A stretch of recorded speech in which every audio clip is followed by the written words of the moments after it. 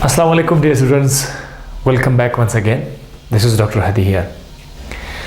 आज हम आपको चैप्टर जो चल रहा था इम्यून सिस्टम, उसका ये 5वां लेक्चर आपके सामने पेश कर रहे हैं। इसमें हम एंटीबॉडी को पढ़ेंगे, एंटीबॉडी का स्ट्रक्चर और इसका मोड ऑफ एक्शन। एंटीबॉडी का जिक्र आपको इम्यून सिस्टम में कई बार मिलेगा। तो आज हम आपको ये बताएंगे कि एंटीबॉडी है किस तरह का, मतलब इसका स्ट्रक्चर किस तरह से है, ये कौन बनाते हैं हमारे बॉडी में, और सबसे इम्पोर्टेंट बात, किस तरीके से ये एंटीजन का, जरासीम का, वायरस के साथ ये मुकाबला करते हैं, किस तरह दिफाई निज़ाम में ये रोल अदा करते हैं। हम आम तौर पर कहते हैं कि एंटीबॉडी स्ट्रक्चर्स होते हैं जो जरासीम का मुकाबला करते हैं, वायरस का मुकाबला करते हैं। तो आज हम आपको बताएंगे कि किस तरह वो करते हैं, किस तरह किल कर देते हैं, क्या क्या तरीक़ेकार है, ये आज आपको बताएंगे।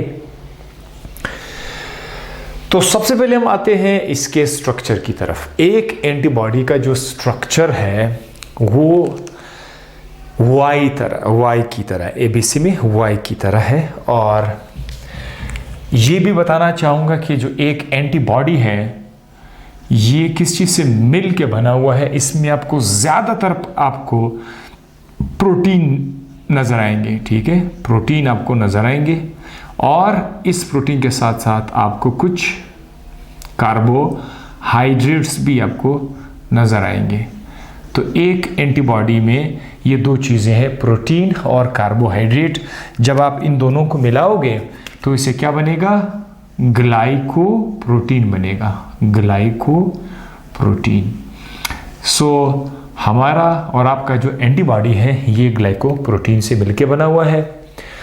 और एंटीबॉडी को हमारे बॉडी में कौन से सेल्स बनाते हैं? एंटीबॉडी बजाते खुद सेल नहीं है, लेकिन सेल के अंदर बनकर बाहर निकल आता है, बाहर सिक्रीट हो जाता है। तो कौन से सेल्स हैं? वाइट ब्लड सेल्स में आपने नाम सुना था लिम्फोसाइट का। तो टी लिम्फोसाइट, बी लिम्फोसाइट। ये जो एंटीबॉडीज़ हैं ये हमारे पास कहाँ से आते हैं? ये बी सेल से आते हैं। बी सेल्स की जगह आप लोग बी लिम्फोसाइट का लफ्ज़ भी ऐड कर सकते हैं, बी लिम्फोसाइट्स, बी लिम्फोसाइट्स, ये लफ्ज़ आप यहाँ पर ऐड कर सकते हैं, बी लिम्फोसाइट्स। और बी लिम्फोसाइट्स भी जब अपने आप को डिवाइड करेंगे, प्रोलिफरेट करेंगे, जब इसके साथ कोई एंटीजन या जरासीम अटैच हो जाता है, तब जाकर ये बी सेल अपने आप को थोड़ा और चेंज कर लेता है। उस वक्त उसका नाम हो जाएगा प्लाज्मा सेल। कौन सा सेल? Plasma cell. यानी बी सेल का दूसरा नाम क्या है? Plasma cell. आमतौर पर बी सेल एंटीबॉडी बनाता नहीं है, लेकिन जब बी सेल किसी एंटीजन, जरासीम, वायरस के खिलाफ के कांटेक्ट में आ जाता है, फिर ये उस वक्त अपने आप को थोड़ा सा प्रोलिफरेट करके, डिवाइड करके अपने आप को एक और तरह का सेल बना लेता है, जिसका नाम है प्लाज्मा सेल। और जो प्लाज्मा सेल है ये आपके लिए क्या बनना शुरू करेगा? एंटीबॉडीज बनाना शुरू करेगा। तो ये था इस सवाल का जवाब कि एंटीबॉडीज जिस्म में कौन से सेल्स बनाते हैं। अब आते हैं स्ट्रक्चर की तरफ। एक एंटीबॉडी में 4 चेन्स होते हैं, पॉलीपेप्टाइड चेन्स, प्रोटीन के 4 चेन्स होते हैं। 2 हेवी चेन होते हैं, जिसको आपको ये नज़र आ रहा है, ये हमारे पास क्या हेवी चेन है। अच्छा, यहाँ पर आप लोग अगर बुक में अगर आपको यहाँ पर NH3 नज़र आ रहा है, so don't worry, right, NH2 sorry, ये अगर आप नज़र आ रहा है सो डोंट वरी। ये दरअसल आपको पता है कि एक अमाइनो एसिड के एक साइड पर अमाइनो ग्रुप होता है ना। अगर आप अमाइनो एसिड को देखें, अमाइनो एसिड को लिखने का तरीका क्या था कि एक तरफ हम लोग NH2 लिख देते हैं, दूसरी तरफ हम क्या करते थे, COOH लिखते थे, ऊपर हाइड्रोजन और यहाँ पर कोई R लिखते थे। ये एक अमाइनो एसिड का स्ट्रक्चर है। तो आपका जो एंटीबॉडी है उसके अंदर 2 चेन होते हैं। यहाँ पर अमाइनो एसिड्स लगे हुए होते हैं, ठीक है, यहाँ पर क्या लगे होते हैं? अमाइनो एसिड्स लगे हुए होते हैं। तो मैं इसको गोल दायरे लिख लेता हूँ, ठीक है।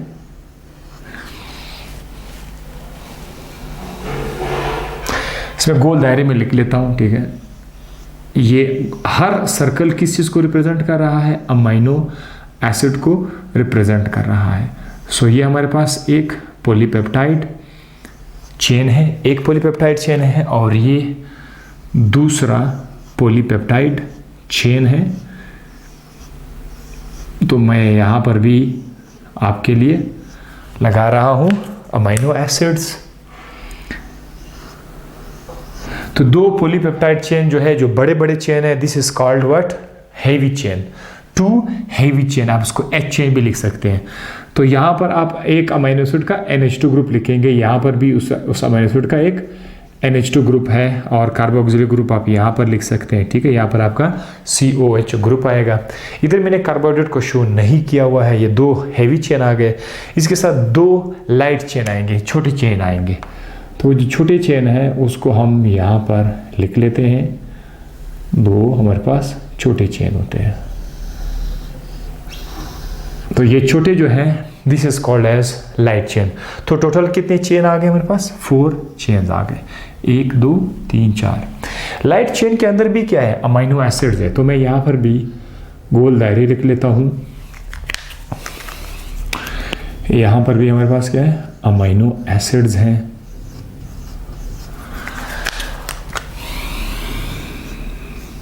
अब ये तो 4 चेन हो गए, एक एंटीबॉडी में ये 4 चेन होते हैं। यहां पर 2 रीजन्स भी होते हैं, 2 किस्म के इलाके भी होते हैं। एक इलाके का नाम है कांस्टेंट रीजन, दूसरे इलाके का नाम है वेरिएबल रीजन। कांस्टेंट रीजन का मतलब ये है कि एक ऐसा इलाका जो एक एंटीबॉडी से दूसरी एंटीबॉडी में सेम आ रहा हो। अगर आपके जिस्म में 20 सेल 1000 किस्म के मुख्तलिफ एंटीबॉडीज़ मुख्तलिफ होते हैं, याद रखें। जब एक एंटीबॉडी हम बनाते हैं वो दूसरी एंटीबॉडी से डिफरेंट होते हैं। जब हमारा सेल एक जरासीम के खिलाफ एक तरह का एंटीबॉडी बनाएगा, वही सेल दूसरे जरासीम के खिलाफ दूसरे किस्म का एंटीबॉडी बनाता है। एंटीबॉडी एक ख़ास एंटीजन के लिए ख़ास होता है। ऐसा कभी नहीं हो सकता कि एक एंटीबॉडी जो इस वक्त बन गया है, ये एंटीबॉडी जो है वो एक तरह के जरासीम पर भी काम कर रहा है और दूसरा जरासीम कहीं पर आ गया तो वो उस एंटीबॉडी उस पर भी काम कर। ऐसा हो नहीं। स्पेसिफिक का लफ्ज़ ही तो ये है। स्पेसिफिक में जहाँ पर मैंने लिखा हुआ है कि antibody is the part of third line defence या स्पेसिफिक इम्यूनिटी। स्पेसिफिक इम्यूनिटी का मतलब यही है कि बाकायदा चीज़ों को पहचाना जाता है। यानी जो एंटीबॉडी अगर इसके खिलाफ ये एक बैक्टीरिया है, ये एक बैक्टीरिया है, ये किसी दूसरे किस्म का बैक्टीरिया है, तो अगर एंटीबॉडी इस बैक्टीरिया के खिलाफ बन चुका है तो ये एंटीबॉडी इस बैक्टीरिया पर एक्ट नहीं कर सकता। तो जैसे जैसे जितने मुख्तलिफ किस्म के एंटीजन हमारी बॉडी में आएंगे, उनके खिलाफ उनके लिए एक स्पेसिफिक एंटीबॉडी बनेगा।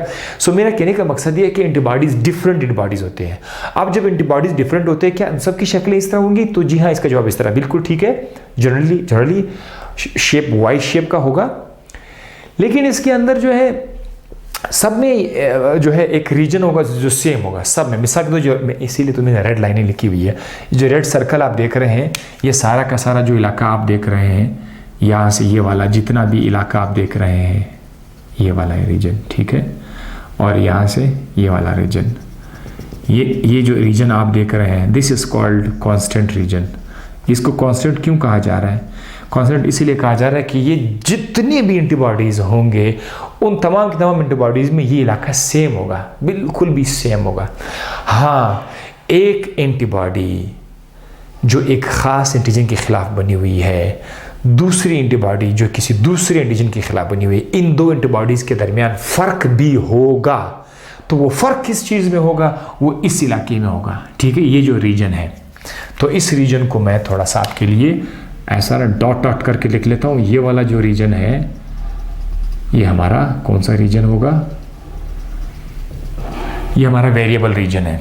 This is our variable region. ये डिफरेंट होगा। और हाँ, ये वो जगह है जहां पर एंटीजन अटैच होगा।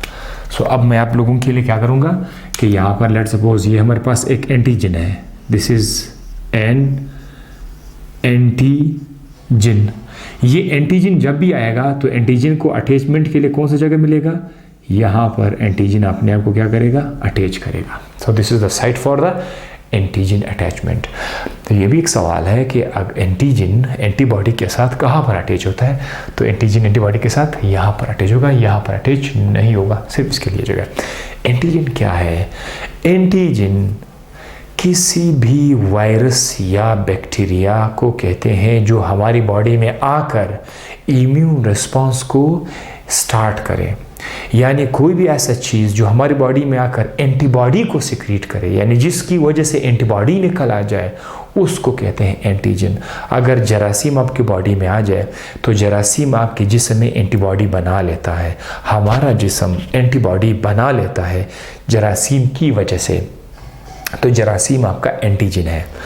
पूरा जरासीम भी एंटीजन हो सकता है, याद रखिएगा, पूरा जरासीम, पूरा बैक्टीरिया एंटीजन हो सकता है, या एक बैक्टीरिया का जिस्म का कोई टुकड़ा भी एक एंटीजन हो सकता है। कोई सेल वॉल है या कोई न्यूक्लिक एसिड है या कोई दूसरा कंपोनेंट है, वो भी एंटीजन हो सकता है, क्योंकि उसके खिलाफ आपका बॉडी एंटीबॉडीज़ बना सकते हैं। तो ये तो एंटीजन है, ठीक है। अब सवाल ये है, स्ट्रक्चर हो गया, सवाल ये है कि by which mechanism, by mode of action, किस तरीके से एंटीबॉडी जो है वो एंटीजन के साथ फाइट करते हैं, किन, तो हमारे पास 4 तरीके हैं, ठीक है। 4 ways, there are 4 ways by which antigen, तो मैं कहता हूं there are 4 ways, there are 4 ways, 4 तरीके हैं जिसकी मदद से एंटीबॉडी कॉन्ट्रैक्ट करता है या इंटरैक्ट करता है किसके साथ, एंटीजन के साथ। 4 तरीके हैं। अब देखिए, एक काम मैं करता हूं, इसको मैं बिठा रहा हूं, आप लोग वीडियो पॉज करके ये लिख सकते हैं, ये मैं बिठा रहा हूं, ठीक है। अब यहाँ पर लेट्स सपोज हमारे पास एक एंटीबॉडी है, this is our antibody and here, यहाँ पे लिख लेता हूँ, यहाँ पर हमारे पास क्या है, ये एक एंटीबॉडी है, ठीक है, राइट, एन एंटीबॉडी। अब ये एंटीबॉडी किन तरीकों से एंटीजन का मुकाबला करती है? तरीका नंबर 1 ये है न्यूट्रलाइजेशन। पहले का नाम है न्यूट्रलाइजेशन, ये पहला तरीका है। ये क्या है, ये मैं आपको बता देता हूँ। न्यूट्रलाइजेशन में जो आपका एंटीजन आ रहा है, लेट्स सपोज ये यहाँ पर आपका एक एंटीजन है, सही है, मैं इसको ए लिख लेता हूँ, ए से मुराद एंटीजन। इस एंटीजन का जो बायोलॉजिकल इफेक्ट है, ज़ाहिर है जब भी एंटीजन आपकी बॉडी में किसी चीज़ के साथ एक्ट करता है ना, तो नुकसान पहुंचाएगा ना। इस एंटीजन की जिस्म का कोई हिस्सा जो हमारे बॉडी के साथ इंटरेक्ट करेगा तो हमें नुकसान पहुंचेगा, वरना ओवरऑल तो ये नुकसान नहीं पहुंचाता। जब भी आपके हमारे बॉडी के साथ कहीं पर इंटरेक्ट करेगा तो नुकसान पहुंचाता है। तो एंटीजन क्या करेगा, एंटीजन उस जगह को छुपा देगा, ठीक है। ये हमारे पास एंटीबॉडी है, ठीक है, इसके साथ आ गया, और यहाँ पर दूसरा एंटीबॉडी है, यहाँ पर इस तरह से ये एंटीबॉडी इसको आसपास से कवर करते हैं, मास्क कर लेते हैं। क्या करते हैं, मास्क, छुपा देते हैं, एंटीजन को छुपा देते हैं। अब एंटीजन अपने जिस्म का कौन सा हिस्सा किसी के साथ अटैच कर ले, तो इसको छुपा दिया, ये न्यूट्रलाइज हो गया, एंटीजन का भी कोई असर नहीं होगा, इसका बायोलॉजिकल इफेक्ट खत्म। Okay, this is 1। नंबर 2 है प्रेसिपिटेशन।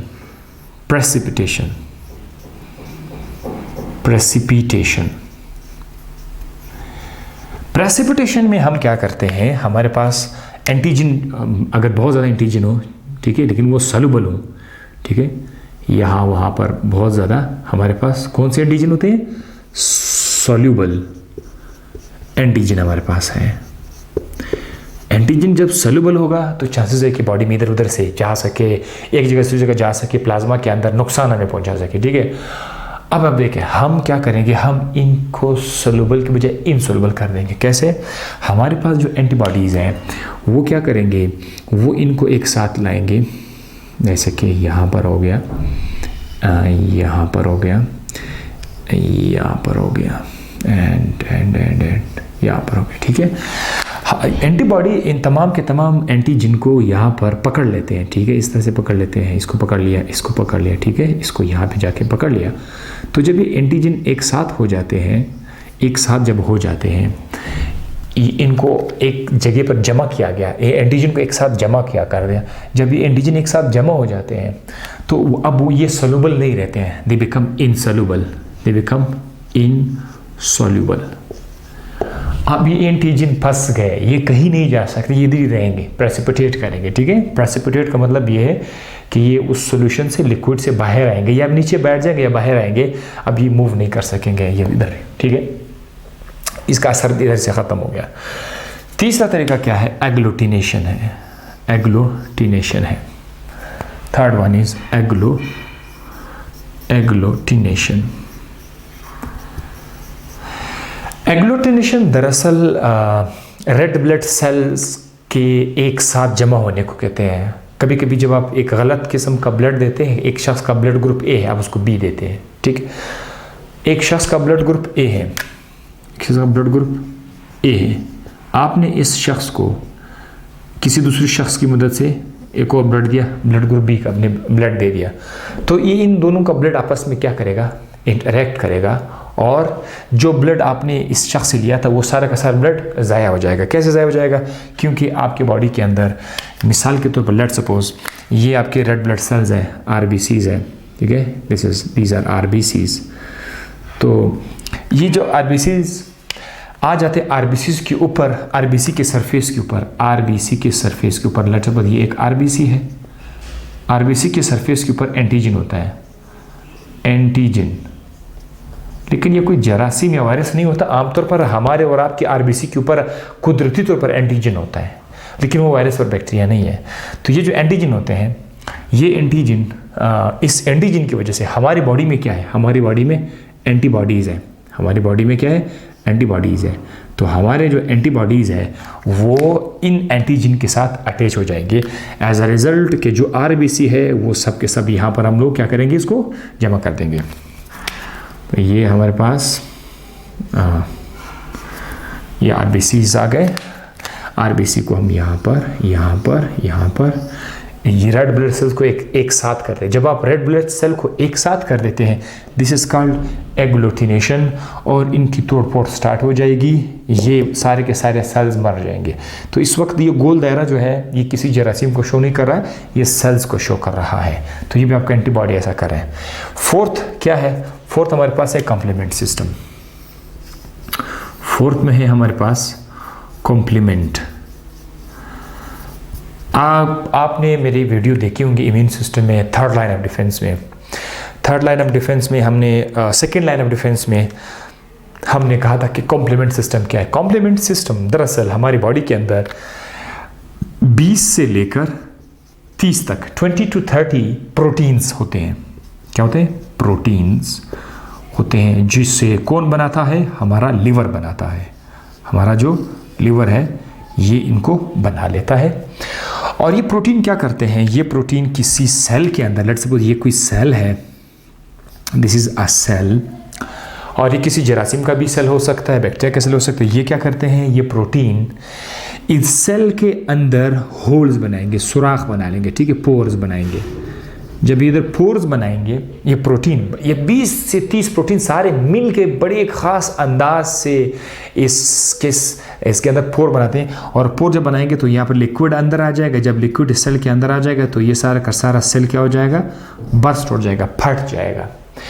ये कौन करता है? ये आपका कॉम्प्लीमेंट सिस्टम ऐसा करता है। और याद रखिएगा कि कॉम्प्लीमेंट सिस्टम के दौरान कुछ ऐसे केमिकल भी रिलीज़ होते हैं आसपास के इलाके में जहाँ पर आपको मिसाल अगर आपके बॉडी में यहाँ पर कहीं पर कॉम्प्लीमेंट सिस्टम एक्टिवेट हो गया है तो वहाँ पर चलो ठीक है सेल्स के तो छुटकारा पाया जाएगा, लेकिन वहाँ पर वो जगह थोड़ा सा रेड हो जाएगा, वो जगह थोड़ा सा फूल जाएगा, उसमें थोड़ी बहुत जलन होगी, दर्द होगी, तो उसको बोलते हैं इन्फ्लेमेशन। तो कॉम्प्लीमेंट सिस्टम से आपको बतौर गिफ्ट में क्या मिलेगा, इन्फ्लेमेशन भी आपको मिलेगा ये जब भी एक्टिवेट होगा। सो यहाँ पर आपको एंटीबॉडी तो नज़र नहीं आ रही है, लेकिन आप याद रखिए जब भी इस केस में बाज़ औक़ात कुछ एंटीबॉडीज़ ऐसे हैं कि जब भी वो किसी एंटीजन के साथ इंटरेक्ट कर लेते हैं तो इस एंटीजन और एंटीबॉडी का जो कॉम्प्लेक्स बन गया है ये खुद ब खुद एक्टिवेट करते हैं कॉम्प्लीमेंट सिस्टम को। हमारी बॉडी के अंदर कॉम्प्लीमेंट सिस्टम है लेकिन ये एक्टिव नहीं है, इसको जगा लेता है। कौन जगा लेता है? Antibody antigen complex, antibody antigen complex को जगा लेता है। अब मज़े की बात ज़रा देखो, ये तो आपने देख लिया एंटीजन का कितने तरीक़ों से एंटीजन का से छुटकारा पाया जा रहा है। चाहे ये न्यूट्रलाइजेशन हो, जब ये न्यूट्रलाइज हो जाएगा तो ये जो एंटीजन है इसको अब हम क्या करेंगे, अब मैं इस जगह को भी मिटाना चाहूँगा, सही है, अब मैं इसको भी मिटाना चाहूँगा ताकि ये हो जाए। अब यहाँ पर हमारे पास क्या है, हमारे पास मैक्रोफेजेस हैं, मैक्रोफेज, ठीक है, ये कुछ सेल्स होते हैं, ख़ास किस्म के सेल्स होते हैं। और ये मैक्रोफेज क्या करते हैं, मैक्रोफेज सेल्स को दूसरी चीज़ों को खा लेते हैं, फेगोसाइटोसिस। जो एंटीजन आपका न्यूट्रलाइज हो गया है ये क्या होगा, ईजिली अब ये बड़े आसानी से फेगोसाइटोज होगा, ईजिली क्या होगा, फेगोसाइटोज होगा। मतलब अगर एंटीजन इस हालत में आ गया तो हमारा जो मैक्रोफेज है, हमारी बॉडी के अंदर अपना मैक्रोफेज है, ये उनको खा लेगा। जब ये सारा का सारा कॉम्प्लेक्स इधर आ गया ना, आपका एंटीजन अंदर आ गया तो इसको तो ख़त्म हो गया, खलास हो गया, ठीक। इसी तरह ये जो इनसोल्युबल है ये भी क्या करेगा, ये जो एंटीजन इसको भी कौन खा लेगा, फेगोसाइटोज करेगा, आपका मैक्रोफेज इसको फेगोसाइटोज करके इसे छुटकारा पा लेगा। और इस केस में ये वाला जो आप देख रहे हैं, ये जो एग्लूटिनेशन है, ये एग्लूटिनेशन में भी ये पूरा का पूरा जो सेल्स आप कहते हैं ये सारे कौन खा लेंगे, फेगोसाइटोज हो जाएंगे, उसको मैक्रोफेजेस खा लेंगे। तो इस तरीके से एंटीबॉडी आपकी बॉडी में बनता है और किन किन सेल से ये बाहर निकलता है, किस वक्त ये निकलता है। एंटीबॉडी देखो जब भी बनता है तो आपकी बॉडी में कोई जरासीम एंटीजन इंटर हो जाता है तब उसके खिलाफ एंटीबॉडी बनेगी। और एंटीबॉडी हमेशा स्पेसिफिक होती है, ये जिस एंटीजन के खिलाफ बनी होती ये उसी एंटीजन पर एक्ट करेगा। तो अगर आपकी बॉडी में 50 मुख्तलिफ किस्म के एंटीजन आ जाए तो आपका जिस्म 50 मुख्तलिफ तरह के एंटीजन के लिए 50 मुख्तलिफ तरह के एंटीबॉडीज़ बनाएंगे। तो हर एंटीबॉडी दूसरी एंटीबॉडी से डिफरेंट होगी। और ये भी मैंने बता दिया कि एक एंटीबॉडी में एक कॉन्स्टेंट रीजन होता है जो सब में सेम होता है और एक जगह ऐसा होता है जो वेरिएबल करता है एक एंटीबॉडी से दूसरी एंटीबॉडी में। इसके साथ ही मैंने देखा कि किस तरीके से एंटीबॉडी जो है इंटरेक्ट करते हैं एंटीजन के साथ। तो 4 तरीकों से एंटीबॉडी इंटरेक्ट करते हैं एंटीजन के साथ। नंबर 1 है न्यूट्रलाइजेशन करके उसके खास जगह को मास कर छुपा लेते हैं, प्रेसिपिटेट करके इनसोल्युबल बना लेते हैं, एग्लूटिनेशन खासकर रेड ब्लड सेल्स की बात हो रही है, जब आप गलत ग्रुप देते हैं तो आरबीसी से दूसरे के साथ क्लम्पिंग करेंगे, एक तरह से आप जम हो जाएंगे और कम्प्लीमेंट सिस्टम में वो सेल के अंदर सुराख बनाकर उसको बर्स्ट कर देंगे। तो ये था आज का लेक्चर। आपने देखा एंटीबॉडी से ताल्लुक, एंटीबॉडी का मोड ऑफ एक्शन इंस्ट्रक्शन के हवाले से, और साथ साथ ये आई होप आपको ये लेक्चर समझ आ गया होगा। आपने हमें लाइक ज़रूर दी दीजिए और साथ साथ इसको शेयर करते जाइए अपने दोस्तों के साथ, एंड अपने से जितना हो सके आप इसको सब्सक्राइब भी करें। मेरे बहुत सारे स्टूडेंट्स जो है वो लोग देखते हैं, कमेंट भी करते हैं, बट दे नेवर सब्सक्राइब, ठीक है। तो इसकी रीज़न क्या है कि उनको पता नहीं है कि यार ये सब्सक्रिप्शन भी कोई चीज़ है। अब मैं जानता हूँ बहुत सारे स्टूडेंट्स को पता है, लेकिन देर आर सम स्टूडेंट्स जिनको ये नहीं पता कि ये भी कोई बटन इस तरह से आता है। सो बहरहाल आई होप ये लेक्चर देखा होगा।